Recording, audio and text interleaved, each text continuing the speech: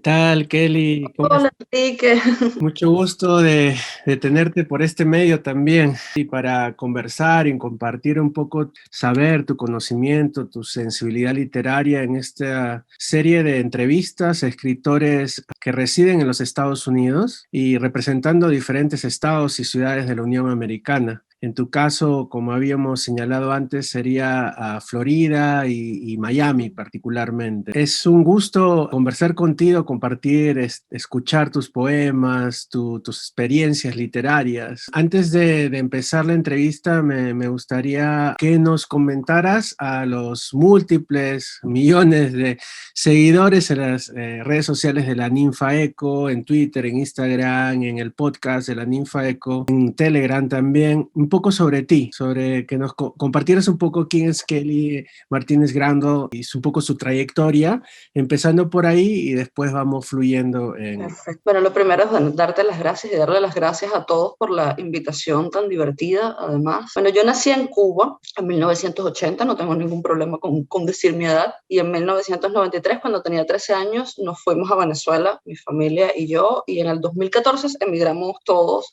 nuevamente, así que he sido un poco, bueno, soy doble migrante, experiencia que ha marcado, por supuesto, y como le pasa a tanta gente, ha marcado mucho mi camino y lo que hago y la manera en que asumo y enfrento el mundo, la poesía, esa cosa de habitar entre muchas fronteras me interesa particularmente, sobre todo de no asirme a ninguna de esas fronteras, que bueno, me imagino que eso saldrá un poquito más adelante, no voy a adelantar cosas. Empecé a escribir como le pasa tanto siendo adolescente. De hecho, mi primer poema lo escribí poco antes de que nos fuésemos de Cuba. De alguna manera mi conexión con la poesía siempre ha estado también como muy vinculada a la migración. Y escribí por mucho tiempo, yo me formé como historiadora del arte y escribía sin tomármelo, digamos, demasiado en serio. Me dediqué a la curaduría de fotografía muchos años, siempre estuve como más vinculada al mundo de las artes que de la literatura, aunque estudié literatura comparada después. Y en la segunda emigración, a raíz, bueno, de una serie de cosas que pasan con las emigraciones, yo creo que uno construye su propia identidad basada en un montón de cosas que no tienen como mucho sentido, como soy profesor de tal universidad o soy no sé qué cosa, y cuando emigras de pronto te encuentras que nada de eso está. Y a raíz de esa segunda migración, donde ya no era más profesora de la Universidad Central, más no sé qué, fue como lo único que yo tengo que es completamente mío, es la escritura, es la poesía y es la escritura, o sea, o lo asumes o lo asumes,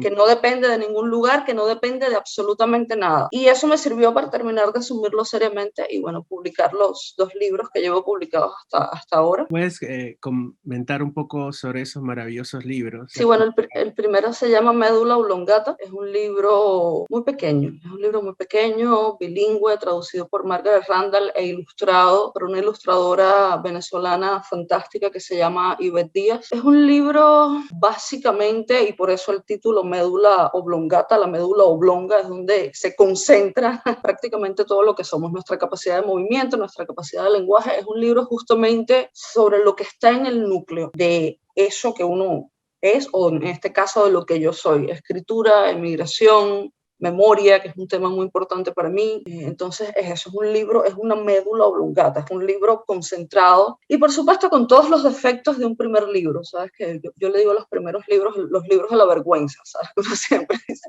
"Ay, después, ¿por qué publiqué eso?". Pero igual ahí está y le tengo cariño. Y el segundo libro se llama Sugunruhe, que es una palabra alemana que tiene que ver con la ansiedad que le da a los pájaros migratorios, a las aves migratorias a la hora de irse, porque si no los mata el frío, los mata el hambre, o sea, hay una serie de circunstancias y tiene que ver con mi experiencia, por supuesto, como doble emigrante, pero también con Miami como una ciudad de emigrantes. Un libro al final sobre Miami, más que sobre mí misma. Claro, y utilizas la imagen, la metáfora de las aves migratorias para concentrarnos también en esa relación particular que tenemos los seres humanos con el viaje. Que, bueno, en las redes sociales habíamos hablado un poquito sobre ese libro. Me acuerdo que habíamos comentado ahí por el Facebook, ¿no? Y me pareció maravilloso el concepto y la forma como construyes tu propia estética, ¿no? Que bien, es una de las cosas que más me gusta de los escritores, no de todos, de algunos, son el carácter interdisciplinario, ¿no? Vienes de historia del arte, la fotografía, la enseñanza, la poesía misma, la escritura. Entonces es como que todo ese caudal de conocimiento, saber, y que es también es una sensibilidad capacidad de ser humano, nos permite abrazarnos en la creación. Y en ese sentido, me gustaría que nos ampliaras un poquito sobre Miami y cuáles son los lugares o espacios, esa ciudad tan vibrante que he visitado varias veces y que siempre me ha llamado la atención por múltiples culturas, ¿no? Por ejemplo, entre nosotros los latinoamericanos hay la imagen Miami, los latinoamericanos, pero también hay muchas comunidades de otras culturas que conviven en ese espacio, que para mí es como una utopía de cierta imagen de la Unión Americana, ¿no? Y de cierta imagen simbólica que tenemos muchos latinoamericanos de lo que es Estados Unidos a veces, ¿no?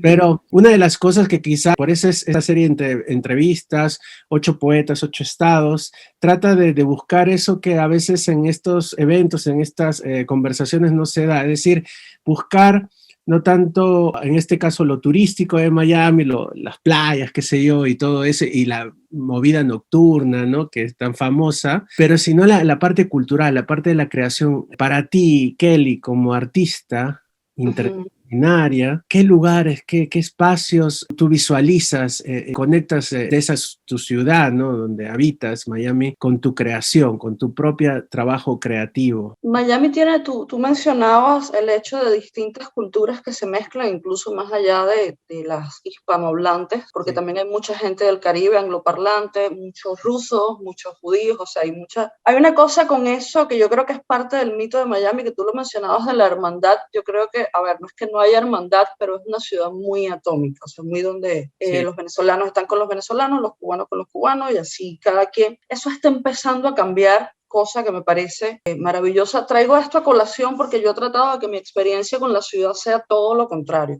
Yo he tratado de conectar con culturas completamente, entre comillas, completamente distintas a la mía, a la salvadoreña, que es una cultura que particularmente me interesa mucho por su experiencia política y trágica a nivel político, todo lo que nos marcó, colombianos, peruanos, o sea, he tratado como de mezclarme un poco, y el lugar para eso y los lugares, tal vez mis lugares favoritos en Miami es restaurantes. A mí me encanta comer. Vamos a anteponer que a mí me fascina comer. Y cómo la cultura entra a través del sabor, a través de lo que vas compartiendo allí. Entonces, no grandes restaurantes, no restaurantes famosos, el puestico de pupusas de la calle 8, donde están mis amiguitos salvadoreños, y ese tipo de experiencias, pequeños restaurantes peruanos a donde va la comunidad peruana, y a donde, por supuesto, uno entra como no sé nada, déjame callarme y aprender y escuchar. Me interesa mucho escuchar lo que se habla en ese tipo de lugares, porque además en la comida hay mucha intimidad, capta retazos de conversaciones. Entonces, mis lugares tienen que ver con eso,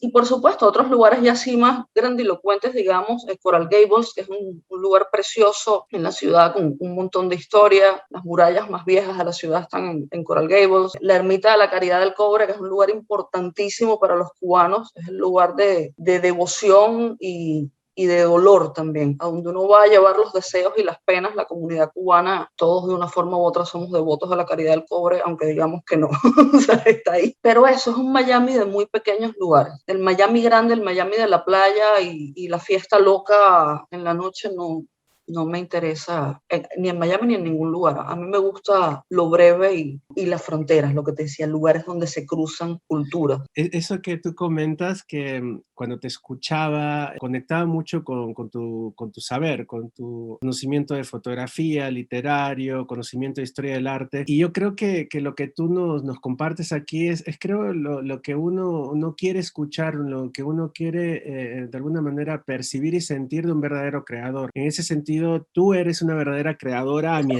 entender, porque una de las cualidades fundamentales es saber escuchar, y tú hablaste eso. Yo voy a este lugar y escucho, que escuchar es una forma también de leer, de acercarse a eso sin prejuicios y simplemente dejarte llenar por esa otra edad y aprender. De alguna manera, los historiadores del arte, la gente que se dedica a la cuestión de evaluar las artes plásticas, la fotografía, se tiene que alimentar también de todas esas imágenes, de todo ese conocimiento artístico, como uno se alimenta de comida. Y de alguna manera es lindo esos saltos, porque yo también creo en eso. Creo que que cualquier expresión de nuestra humanidad nos conecta con lo que realmente somos, ¿no? Y somos artistas en ese sentido, ¿no? Y el artista no es solamente el que hace el show off, ¿no? Que es casi como lo que vemos mucho en las redes sociales en los últimos años, porque bueno, con la democratización extrema de la cultura a nivel mundial, o sea, casi todos son poetas, casi todos escritores, o sea, la abundancia de revistas y todo esto. Y obviamente hay muchos show-off, digamos, pero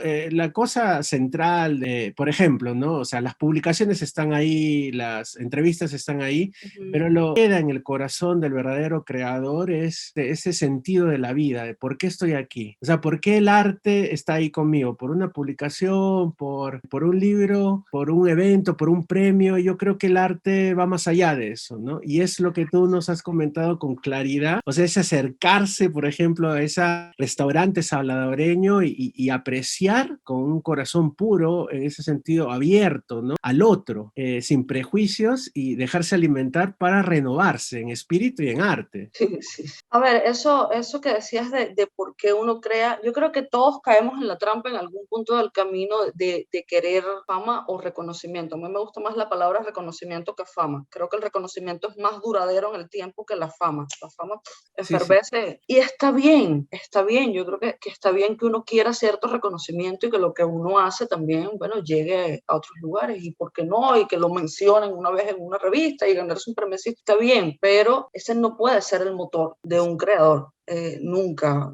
Para mí es inconcebible, tampoco puedo decir cuál es el motor, yo creo que cada uno tiene el suyo. A mí me interesa eso que tú decías, tratar con respeto la realidad. Cuando digo realidad es lo que pasa fuera de mí, lo que pasa en mí. Yo en ese sentido, a ver, no es que no me importe lo que pasa en mí, pero no es solo lo que pasa dentro de mí, sino cómo dialogo yo como ser humano con otra cosa que está afuera. Entonces, y creo que hay que acercarse, tal vez eso viene de mi formación como historiadora del arte, en eso tal vez tengas toda la razón. A mí me enseñaron que a una obra uno se acerca con reverencia. Claro. Antes de decir nada, antes de juzgar que esto es del periodo, no sé qué cosa, miras, simplemente contemplas con cierta reverencia, y eso es algo que trato de hacer con todo. O sea, pararme frente a la realidad con cierta reverencia y dejar que me lleguen cosas antes de yo lanzarle las mías. Claro, precisamente lo que hablamos del famoso prejuicio a la que muchos seres humanos caemos cuando estamos frente a otra realidad. Por ejemplo, yo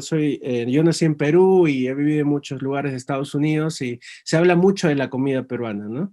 Y entonces, como pasa con muchas comunidades, entonces se encierran en su propia comida, en su propio saber, conocimiento nacional, qué sé yo, se cierra la comunidad y ya no se quiere apreciar otras comidas, ya no se quiere apreciar porque se siente, no, la mía es la mejor del mundo. Entonces, por eso, digamos que lo que nos muestras tú, porque la comida cubana es riquísima y he estado en La Habana y he disfrutado mucho también en Boston, cuando viví, había un excelente restaurante cubano en un barrio caribeño de Boston que se llama Jamaica Plain. Siempre como estudiantes graduados ahí íbamos a comer riquísimo, ¿no? Los moros y los sándwiches cubanos, ¿no? Y bueno, y muchísimas cosas deliciosas de la comida del Caribe. Expresan muy bien ese país maravilloso como es Cuba, que nos ha dado tanta literatura, tanta arte, ¿no? Y también que expresa como mucho de nuestras identidades latinoamericanas, ese dolor de ser latinoamericano, ¿no? Que es otra cosa que me interesa mucho de Miami. Antes de hablarte de eso, te comento brevemente. A mí me da mucha risa además cómo nos encerramos en el caso de, ahora dijiste la comida peruana, que es deliciosa, Yolanda, pero estoy segura de que lo que uno conoce de la comida peruana es algo así como el 15% de la comida peruana. Estoy segura de que en Perú hay una variedad culinaria fuera de las grandes regiones, de las regiones centrales, o sea, inmensa, como pasa en toda América Latina. Entonces, eso de reducir la identidad nacional a somos esto, claro, para mí es un absurdo.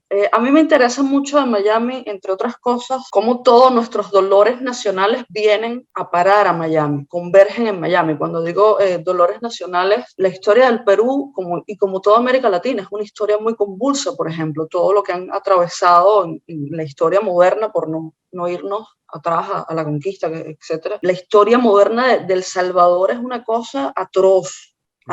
Cuba también tiene, por favor, o sea, una cantidad de dolor encima histórico. Venezuela, o sea, de alguna manera Haití, que es una comunidad que, como sabes, me interesa particularmente también. Cómo eso termina todo aquí y se convierte, por un lado, en una suerte también como de traba, ¿sabes? El vivir constantemente bajo ese dolor y como no abrirte a otra cosa, pero al mismo tiempo también es parte de una riqueza cultural y es innegable que eso esté allí. Y a lo que voy es a que Miami es un lugar como muy marcado también por la herida. O sea, detrás de toda esa felicidad y detrás de la vida loca de las playas, hay mucho dolor, mucho dolor, porque es una ciudad de migrantes. Independientemente de que no estés escapándote de nada, de que vayas venido porque quieres vivir la vida feliz en Miami, ser emigrante, dejar algo atrás de alguna manera ya de por sí conlleva una rotura, una herida. Pero ese es el mínimo de los emigrantes en Miami. La mayoría vino escapándose de situaciones terribles. Sí, y de todas partes del mundo. Exacto, Es exacto. alucinante, ¿no? Porque parte de la experiencia americana, que es la experiencia de la migración y de las múltiples lenguas, ¿no? Uh-huh. Esperemos que con el actual gobierno se puedan profundizar Ojalá. carácter multicultural y de alguna manera respeto por las diferentes comunidades que Uh-huh. forman parte activa de la Unión Americana, ¿no? Uh-huh. Con su lengua, con su literatura, con su cultura, ¿no? Porque últimamente en muchos países del mundo lo que se da es el efecto contrario, se reduce toda una lengua, se trata de uniformizar todo, y vemos, por ejemplo, lamentables hechos como los ataques a los asiáticos, ¿no? Y por Sí. otro lado también, o sea, muchas veces lo siento, muchos medios que acusan a China de todo, eso tampoco ayuda a la percepción de lo que es ser asiático en los Estados Unidos Uh-huh. y con otras comunidades de otros países del mundo, ¿no? Que las noticias aíslan un poco lo que es una comunidad. Por ejemplo, yo tengo dos hijos que viven en Boston, Octavio y Emiliano, y nos fuimos hace como 3 años, nos fuimos a ver el Cascanueces en la Ajá. auditorio de ballet ahí de Boston. Yo les comentaba a mis estudiantes digo a mis hijos, porque a veces los estudiantes que son muy chiquitos, van a cumplir 9 y 11 ahora en diciembre. Cascanueces es un ballet ruso. La cultura rusa es una cultura que ha aportado mucho a la humanidad. Sobre todo hace 3 años cuando se hablaba mucho de Rusia negativamente en este país y no se destaca realmente mucho del aporte porque a veces, y eso los precisaba a ellos porque a veces parece como que todo sea de Estados Unidos, ¿no? Y hay una imagen de que el Cascanueces es americano, ¿no? El Cascanueces viene de una cultura y Exacto. representa una imagen de un país que ya no es, como era Uh-huh. el imperio ruso anterior a lo que, Uh-huh. bueno, luego sería la Unión Soviética. Pero digamos que esa es la mayoría de este país y eso es lo que me gusta de Estados Unidos. Y un elemento también que quería traer aquí, que creo que hay dos países en las Américas, en los que uno se siente latinoamericano. Uno de ellos es México, porque México también ha acogido a muchos Sí, mucho. latinoamericanos en diferentes épocas Uh-huh. y gente de todo el mundo. Los españoles de la Guerra Civil también Uh-huh. llegaron a México en un momento de la historia. Y es un lugar donde uno siente lo que es latinoamericano. Y el otro país donde uno siente lo que es latinoamericano es Estados Unidos. Ahí sientes que eres algo más que sudamericano, en mi caso, Uh-huh. algo más que centroamericano, que caribeño, eres como gentes, personas de esos países que componemos las Américas, se reúnen en este prácticamente continente, espacio gigantesco Uh-huh. que es los Estados Unidos. Y uno encuentra otros escritores, otras escritoras, otras Uh-huh. literaturas que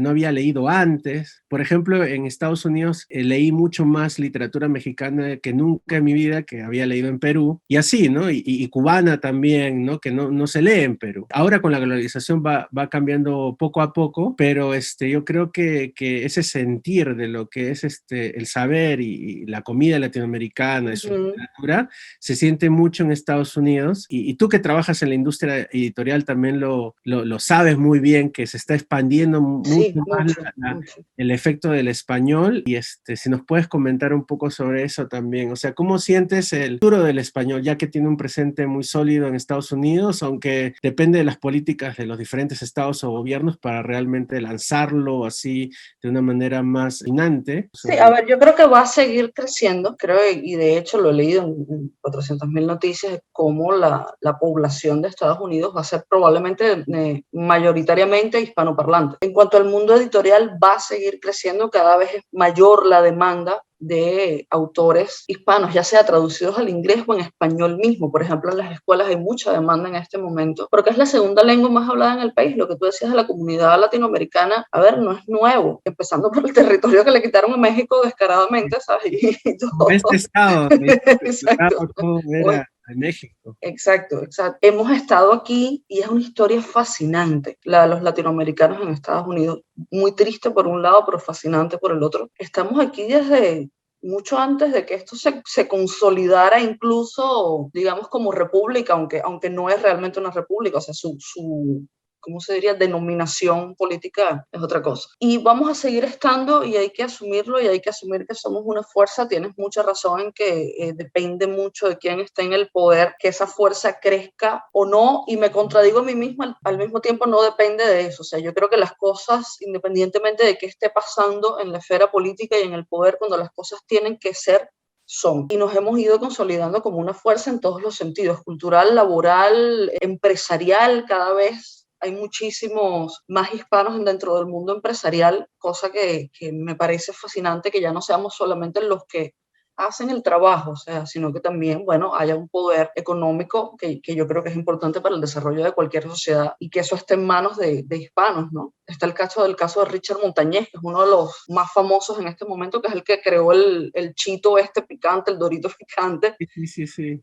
que empezó como conserje y el hombre se hizo, o sea, un súper empresario invitado a todas las universidades a dar clases sobre economía y desarrollo. Y bueno, ahí estamos. Y no, nada, ahí estamos y vamos a seguir estando, o sea, con nuestro español, el que le guste bien y el que no también.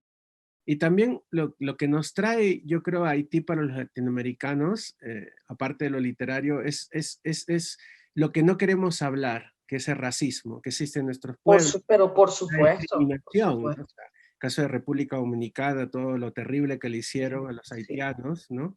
En la época de Trujillo y Ujú, ujú, ahora sigue siendo esa discriminación. Cuando alguien que era de piel negra le decían, no, tú eres haitiano, tú no eres ujú, mexicano. ujú. Es como que en la piel, en la raza de los haitianos, también está el gran prejuicio de las Américas, porque a veces tratamos siempre de culpar a Estados Unidos de todo. Obviamente que Estados Unidos hay mucho Claro, racismo pero aquí, pero nosotros también contribuimos mucho a racismo, ¿no? los Eh, latinoamericanos no me voy a incluir, no me voy a incluir y lo voy a hacer así, yo trato, no voy a decir yo no soy, yo trato y trato de aprender, ¿sabes? A quitarme toda esa cosa que uno, ese bagaje que uno trae encima, pero América Latina es muy racista, Enrique. sí, Ese ha sido uno de mis grandes choques con Miami, por ejemplo, sí, darme cuenta de que los latinoamericanos, y bueno, sí somos, ¿sabes? Como conjunto, sí. profundamente racistas, que sí viene también, la colonia tiene mucho, mucho, mucho peso en eso, o sea, arrastramos con eso, y por supuesto que en los haitianos hay un tema racial más que obvio en cómo los tratamos, Y también la cuestión económica, ¿no? Porque por también supuesto. está la cuestión de lo que ha sido la esclavitud terrible, ¿no? Por ejemplo, ahora mismo recién están haciendo el aniversario de los 100 años de esa matanza terrible Ujú, ujú, en Tulsa, en Oklahoma, con la ujú. comunidad afroamericana. Sí, Y es algo que no es una excepción, ha pasado mucho en este país, pero también ha pasado en las Américas, ¿no? En por Brasil supuesto. había matanzas también contra los esclavos cuando se rebelaban, y en muchos lugares de las Américas, ¿no? Y yo creo que eso también tiene como el dolor y también la experiencia colonial que significó para ese pueblo negro haitiano de liberarse de los franceses y de los occidentales, Ujú, ujú, crear su propia república. Era muy peligroso, no solamente para las potencias europeas, ujú. sino también para los estados, de alguna manera las repúblicas americanas que tenían población negra y que, o como Colombia, por ejemplo, o Exacto. Venezuela, no sé, o Brasil, ¿no? Hay una frase en el poema, eso de punto sin luz en América Latina no es mía, eso es de Michelle Asensio. Michelle Asensio era antropóloga, falleció en el 2014. Michelle decía que Haití era el punto sin luz, no solo porque estaba a oscuras por toda su pobreza, etcétera, sino también porque no nos dignábamos a mirarlos. Exacto, exacto. Y yo creo que tiene mucho que ver con, bueno, todo lo que has comentado y también con ese miedo viejísimo y los apartamos. hemos apartado descaradamente a los haitianos. Y también, bueno, con lo que también era parte de la conversación al inicio, de que nos negamos ver al otro, nos negamos Exacto, ver la exacto. cultura del otro, ¿no? O los vemos desde la condescendencia. Hay que mirar al otro, pero hay que mirarlo horizontalmente y con respeto. Sí, sí, sí. Y una cosa interesante, hablaste de las religiones. Y yo creo que, por ejemplo, en el mundo occidental se trata de ver de alguna manera como que ellos están planteando un regreso a la naturaleza, ¿no? De su visión ecológica o de reciclaje, Ujú, qué sé yo, una visión un poco así científica, racional, el ujú, calentamiento global, qué sé yo. Pero, por ejemplo, religiones como la santería o como el vudú que se practica en Haití, ujú. realmente son rituales, son conocimientos que nos conectan con la naturaleza, con lo que somos con la naturaleza. El problema de Occidente siempre ha sido es que nos ha separado de la naturaleza. Por Y más supuesto. bien la santería, lo que es el candomblé, Ujú. también es el vudú, de alguna manera, como muchas religiones andinas, de las cuales de mi país, de Perú, ¿no? Realmente lo que hacen es reafirmarnos que somos uno con la naturaleza. Y eso lo noté en este poema que leíste. Para bien o para mal, porque también, o sea, no hay que idealizar la naturaleza, ¿no? Porque a veces se trata de buscar ciertas semejanzas con la naturaleza cuando nos conviene, pero luego cuando la naturaleza se muestra un león comiéndose una cera, no, no quiero ver. Eso también es la naturaleza, Eso es ¿no? lo que te iba a decir, o sea, a ver, a mí me gusta precisamente, yo entiendo la aversión que pueda sentir cierta gente hacia religiones que sacrifican animales, por ejemplo, como lo hace la santería, como lo hace el vudú. En la Sí. cultura israelí también hay sacrificios animales, o sea, lo entiendo, yo particularmente no tengo problema con eso, precisamente por lo que acabas de decir, o sea, la naturaleza también es monstruosa, yo creo que edulcorar, que además es una tendencia muy propia del siglo XXI y de antes, edulcorar las cosas no tiene ningún sentido. La naturaleza puede ser monstruosa. Y Sí, además hay toda una cosa, hay una relación distinta con el sacrificio, que no vamos a poner a hablar de antropología ahora, Enrique. no, pero Pero hay una noción distinta de la relación con el animal sacrificado en estas culturas que no es precisamente hacer daño y matar una vida, no es, tiene claro. otra lectura. Pero una de las cosas que aquí, que creo en esta conversación queda muy claro en mi forma de ver es cómo nos relacionamos con la naturaleza, o sea, con los animales. Antiguamente, por ejemplo, cuando yo iba al mercado, me mataban el pollo ahí mismo. De alguna manera, ahora con los supermercados y toda esta cultura del consumo de carne masivo, ¿no? De alguna manera empieza en Estados Unidos para reducir el precio de la carne más barata del mundo, que no se sabe de qué manera cruel y bestial matan Exacto, exacto. millones de reses Ujú. y también los cerdos, ¿no? O sea, y en el caso de la religión, cuando se mata un animal es por necesidad, porque es un sacrificio, es único.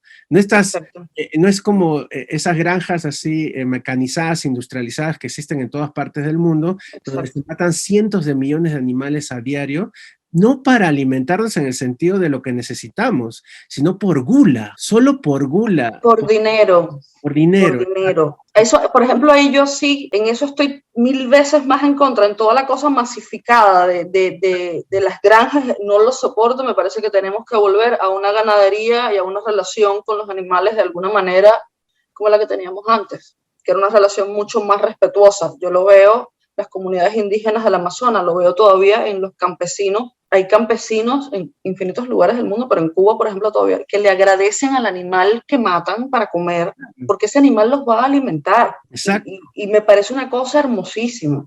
Entonces creo que tenemos que volver a una relación de alguna manera mucho más de eso, de respeto y con el planeta en general. Tenemos los beneficios de la ciencia, tenemos los beneficios de mucho de la civilización moderna que son buenísimos, pero una cosa que yo critico profundamente es que el consumo, sobre todo porque en otras comunidades, el consumo de alguna manera está santificado. ¿En qué sentido lo Exacto. digo? En el sentido de que sabes que estás consumiendo y por qué lo haces y cuál es la misión de este alimento, Uh-huh, que es uh-huh. parte de un ritual, parte de un saber de alguna manera superior, llámenlo religión o mito o conocimiento mítico o tradicional tal vez, pero lo que ocurre ahí es que hay una relación con el tiempo y el espacio también distinta, Uh-huh, porque ya no uh-huh. es la aceleración de la vida Exacto, moderna exacto.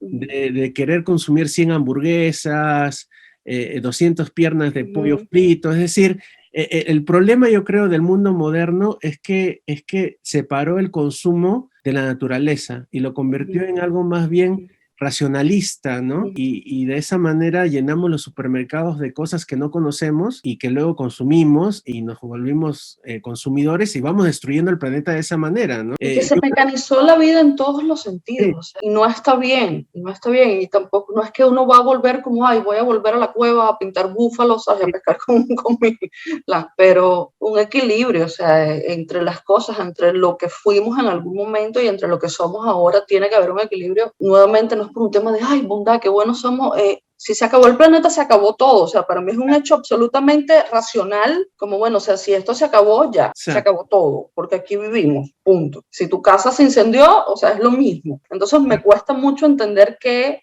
por ejemplo, ciertas posturas como, ay, es que la ecología es cosa de izquierdosos locos. No, la ecología no es cosa de izquierdosos locos. O sea, hay que prestar atención a lo que está pasando. Volvemos a lo mismo, presten atención a lo que está pasando afuera. Sobre eso, precisamente, una de las cosas que yo soy muy crítico, o sea, yo creo en la ecología. Por ejemplo, cuando converso con mis estudiantes de reciclaje, en Perú no le llamábamos reciclaje, pero usamos la ropa de los primos, de los tíos, íbamos con la botella de cerveza a comprar una cerveza y traíamos, íbamos con la bolsa de lona a comprar el pan, o sea, caminábamos al mercado, no hablamos de porque el peruano podría haber vendido esa forma de vida pero no sería igual. Es que nosotros no somos eso, o sea, en toda América Latina, o sea, tú dices Perú, pero es lo mismo en Cuba, es lo mismo en Venezuela, en El Salvador, en Brasil. Exacto. Nosotros no somos eso, nosotros todavía tenemos de alguna manera una relación mucho, bueno, más armoniosa con el medio ambiente. Exacto. Esto es un país hijo de la revolución industrial también, Enrique, hay que pensar eso. O sea, yo un día me paré en Nueva York frente a unas chimeneas de esas gigantescas, inabarcables para la mirada, que echan humo, ¿sabes?, sobre el río, y dije, es que esto es hijo de la revolución industrial. Este país se terminó de solidificar y su cultura y su espíritu tiene mucho que ver con eso. Nosotros no. Claro, exacto. Nosotros somos otra cosa, no voy a decir ni que mejor ni peor, otra cosa y una relación distinta con eso. La fruta se la compramos al señor de la esquina que vende mango, o sea, no es esa cosa del supermercado. O sea. Y también la relación con cosas sencillas, por ejemplo, ¿no? Cuando tú vas a un restaurante en Lima, ya está cambiando porque también mucho del mundo se ha americanizado, ¿no? Y muchos restaurantes donde uno se sentaba por horas a tomar un café y ya te quieren botar, en Perú, en cualquier lugar de las Américas, que no pasaba eso antes, porque ahora ven como dinero. Antes lo que no veían más bien como compartir, o sea, sí, tenías que ganar dinero, pero o sea, había algo más cuando ibas a un café. Esa cuestión de apurarte, de que consumir, o sea, inmediatamente esa persecución como se muestra en los restaurantes de aquí en Estados Unidos, sobre todo en las cadenas, que tienen 5 o 6 meseras, que claro, tienen que trabajar y ganar su salario, pero esa presión como que forma parte de, tú mismo lo dices, este país que ha nacido de la revolución industrial, ¿no? Todo tiene que ser industrializado. Sí, ¿no? todo es muy mecánico. A ver, o sea, hay cosas de esta cultura que yo amo profundamente. O sea, yo no vine a Estados Unidos solamente porque, ay, fue lo que pasó. Yo elegí venir a Estados Unidos. Y creo que tenemos que América Latina, porque tú lo dijiste, siempre son los malos de la película, pero no solo son malos, también tienen un montón de cosas buenas que podríamos mirar a su cultura del trabajo. Por un lado es muy terrible, pero por otro lado también tiene un montón de cosas maravillosas en cuanto a ser productivo y a respetar, que tal vez a nosotros nos vendría bien también, sin olvidar lo que somos, que es lo que me preocupa a mí. O sea, yo lo que no quiero es que olvidemos quiénes somos los latinoamericanos solo por fijarnos en un montón de cosas. No estoy en contra de que miremos a otras cosas, desde el principio te lo dije, o sea, si hay un buen modelo, venga de donde vengas, pero adaptarlo a lo que somos, como hicieron los pintores, por ejemplo, o sea, toda la gente del movimiento antropófago. Bueno, está el cubismo, perfecto, pero nosotros vamos a hacer cubismo a nuestra manera. Exacto. Entonces, creo que es importante. Eso es muy cierto, por ejemplo, una de las cosas, cuando vine a este país y, bueno, nacieron mis hijos, que apreciaba mucho era, y lo hemos conversado también en el Facebook, de la literatura infantil. O sea, es maravillosa.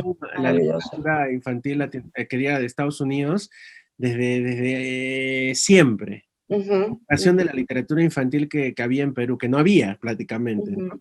O sea, aquí los libros están muy bien pensados. Sí, Un niño de sí, 3 sí. o 4 años te sabe decir todos los nombres de los árboles, las partes de los trenes, las partes de las casas, algo que no haría un niño en Perú porque esos libros no existen y aquí Claro, existen. claro. O te recita poesía de Doctor Seuss. Octavio, me acuerdo cuando vivíamos en Arkansas, él miraba un pajarito y decía, Cardenal, Cardenal. Era el Cardenal, o sea, esa precisión, pero esa Sí.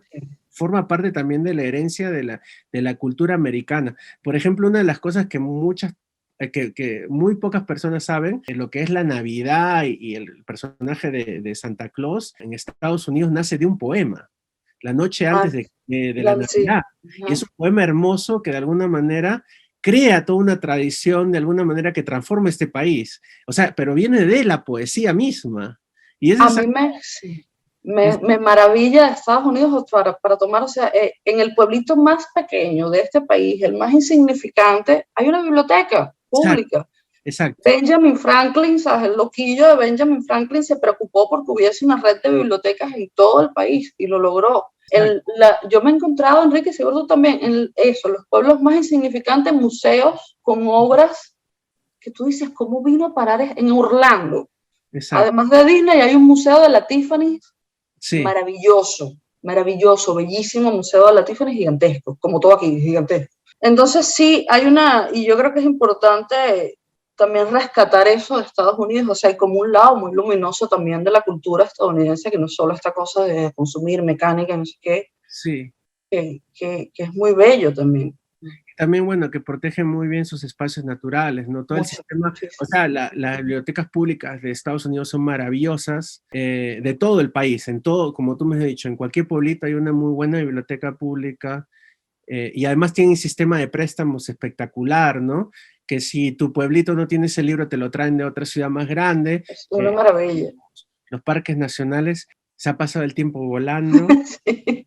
No sé si tienes algunas últimas palabras que nos querías comentar a los seguidores de la Ninfa Eco USA sobre tu trabajo, sobre esta entrevista, sobre en general tu proyecto futuro. Bueno, para ir cerrando, creo que todo escritor, todo poeta tiene que estar como plenamente consciente de cuáles son sus recursos, indagar cuáles son sus recursos. Si es la música, si es la imagen, lo que decías al principio, o sea, todo eso que somos, traerlo al poema. Toda esa cosa interdisciplinaria, todo eso que somos, traerlo al poema. Ahora estoy, a ver, viene una sorpresa por ahí que no voy a adelantar todavía, de un libro nuevo, pero no Ah, la quiero adelantar, y estoy trabajando, suponía que estaba trabajando en un libro sobre mi pésima relación con el mar. Yo soy una isleña que le tiene miedo al mar. wow. Sí, sí. Pero bueno, sabes cómo son los libros y no sé, empezó a pasar otra cosa, empezó a nacer otro libro, que es en lo que estoy trabajando ahora, de Gel del Mar, relacionado con la imagen de la esfinge, que es una imagen que me obsesiona desde muy niña, Sí. y con el silencio, toda la cosa de enigma y de silencio que hay en la esfinge. Entonces, bueno, en eso estoy trabajando ahora. Vamos a ver, porque me imagino que a todos nos pasa que empezamos un libro y entonces vamos para otros ahí, no termina de concretar. Vamos a ver cuál Ese de es el todos estos camino del termina. artista natural, ¿no? Sí, sí, sí, Pagando, ir probando materiales, ¿no? sí. Lenguajes también. Y eso es algo que, bueno, lo podríamos hacer en otra oportunidad. Lo del mar, ¿no? Tú eres cubana, vives en Miami, ¿no? Quizás el único momento que estuviste un poco más alejada del mar fue cuando vivías en Venezuela, ¿no? Probablemente, ¿no? Y Un ni tanto porque media hora tienes La Guaira, que es mar. O sea, media hora de claro, Caracas, sí. Pero bueno, no es la isla, por supuesto, ¿no? claro, claro. Michel Asensio decía que los antillanos le tenemos mucho miedo al mar porque lo hemos visto en su peor condición. Lo que hablábamos de la naturaleza terrible que es durante los huracanes. Claro que, Eh, y también en eso terrible de la naturaleza también está su sabiduría, ¿no? por Se supuesto, necesita que sea terrible para crear equilibrio, ¿no? claro, claro. En este planeta, al menos, de lo que necesita Sí, la sí. naturaleza de este planeta, ¿no? De verdad que ha sido una conversación maravillosa, unos No, poemas. gracias a ti por invitarme. Sí, los seguidores de la Ninfa Eco USA realmente van a quedar encantados con esta conversación, realmente ya lo veo así. Muchas gracias Ojalá, ojalá que sí. Gracias a ti, gracias a todo el equipo. y los mejores deseos para tus proyectos Gracias, gracias. Igual por allá. y manténnos al tanto de todas tus actividades, Seguro que sí, seguro que que sí.